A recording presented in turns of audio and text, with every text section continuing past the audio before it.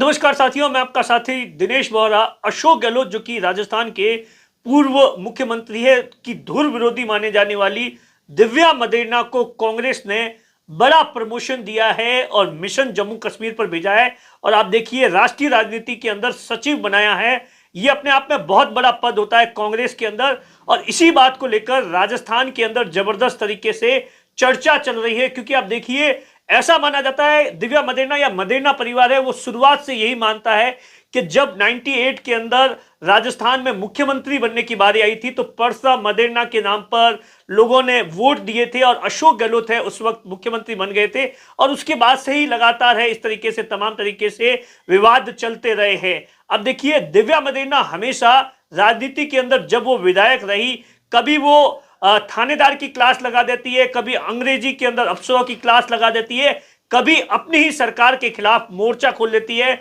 दिव्या मदेरणा पर कभी भी यह आरोप नहीं लगा कि दिव्या मदेरणा कोई गहलोत गुट से है या पायलट गुट से है। इन तमाम चीजों को लेकर दिव्या मदेरणा हमेशा जो प्रदेश के और जो राष्ट्रीय संगठन है आला कमान के प्रति हमेशा वफादारी। और खासतौर से आप देखिए, जब राजस्थान के अंदर गहलोत की सरकार थी, 25 सितंबर की घटना हुई थी, उस समय दिव्या मदेरणा ही एकमात्र ऐसी विधायक थी जो कि खुले तौर पर कांग्रेस के आला कमान के साथ में खड़ी थी।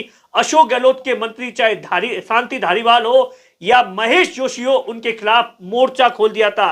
अब आप देखिए, दिव्या मदेरणा सहित राजस्थान में वैसे तो 3 लोगों को राष्ट्रीय राजनीति के अंदर सचिव बनाया गया है, अलग अलग प्रदेशों की जिम्मेदारी दी गई है, लेकिन सबसे ज्यादा जो चर्चा है वो सोशल मीडिया पर दिव्या मदेरणा की हो रही है। दिव्या मदेरणा की जो आप देखिए पढ़ाई है वो विदेश के अंदर हुई है और पहली बार दिव्या मदेरणा ने राजनीति के अंदर जब वो 26 साल की थी तो ओसिया से जिला परिषद का चुनाव है वो जीता था। उससे पहले आप देखिए, दिव्या मदेरणा का जो मदेरणा परिवार है वो राजनीति के अंदर, राजस्थान की राजनीति के अंदर एक बड़ा रसूख रखता है। उनके जो दादा है वो 3 बार के प्रतिपक्ष के नेता, कांग्रेस के प्रदेश अध्यक्ष रह चुके हैं। इसके साथ ही जब 98 से लेकर 2003 तक राजस्थान के गहलोत की सरकार थी, उस समय स्पीकर भी रह चुके हैं। और उसके साथ ही आप देखिए, दिव्या मदेरणा के जो पिताजी स्वर्गीय महिपाल मदेरणा है, वो भी गहलोत सरकार के दौरान मंत्री रह चुके हैं। और उसके बाद में एक बहुत बड़ा,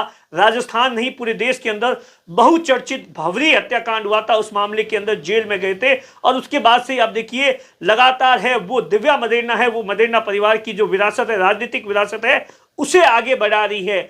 2018 के अंदर दिव्या मदेरणा ने पहली बार विधानसभा का चुनाव लड़ा और चुनाव जीता। और उसके बाद आप देखिए, दिव्या मदेरणा है जब विधानसभा के अंदर बोलती थी तो इस दौरान हर कोई सुनना, बहुत से लोग थे उनके भाषण को सुनते थे, उनके वक्तव्यों को सुनते थे, क्योंकि दिव्या मदेरणा हर चीज को बहुत अच्छी तरीके से एनालिसिस करती थी और अपनी ही सरकार के मंत्रियों के खिलाफ है वो मोर्चा खोल देती थी। ये उनकी एक बहुत बड़ी खूबी थी। और उसके साथ ही आप देखिए, 2023 के अंदर जब विधानसभा का चुनाव हुआ तो दिव्या मदेरणा चुनाव हार गई, लेकिन उसके बाद ही लगातार है सक्रिय। मुझे अभी भी याद है कि अभी 2-4-6 महीने पहले एक वीडियो था जिसके अंदर दिव्या मदेरणा है अपनी जनता के लिए एक अफसर से जबरदस्त तरीके से भिड़ गई थी।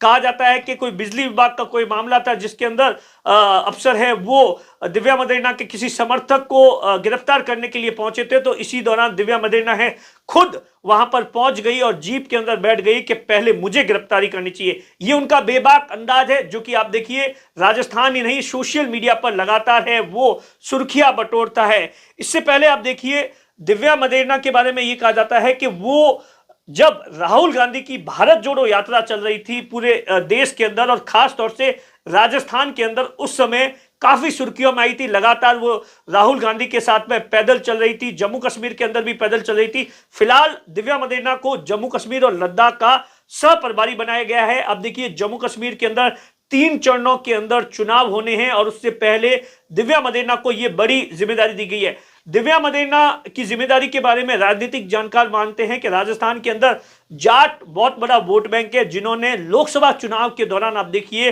लोकसभा चुनाव के अंदर कांग्रेस का पूरा साथ दिया है। चाहे आप चूरू का ले लीजिए या बाड़मेर की लोकसभा सीट ले लीजिए या नागौर के अंदर चाहे हनुमान बेनीवाल को भी जो सपोर्ट मिला वो, या राजस्थान के अलग अलग हिस्सों के अंदर जो जाट वोट बैंक था उन्होंने पूरी तरीके से कांग्रेस का साथ दिया है। ऐसे में दिव्या मदेरणा को पश्चिमी राजस्थान के जाट बहुत बड़ा वोट बैंक है, उसे साधने के लिए भी ऐसा माना जाता है कि दिव्या मदेरणा को ये बड़ी जिम्मेदारी दी गई है। और उसके बाद आप देखिए लगातार दिव्या मदेरणा के बारे में ऐसा कहा जाता है कि वो जब गहलोत सरकार थी, गहलोत सरकार के दौरान जब 25 सितंबर की घटना हो या 2020 के अंदर सचिन पायलट है, आप देखिए सचिन पायलट है, वो अपने कुछ विधायकों को लेकर चले गए थे। उस समय भी दिव्या मदेरणा खुले तौर पर कांग्रेस के आला कमान के साथ में खड़ी थी। अशोक गहलोत, आप देखिए अशोक गहलोत के गृह जिले से दिव्या मदेरणा आती है। अशोक गहलोत जोधपुर से आते हैं, दिव्या मदेरणा भी जोधपुर से आती है।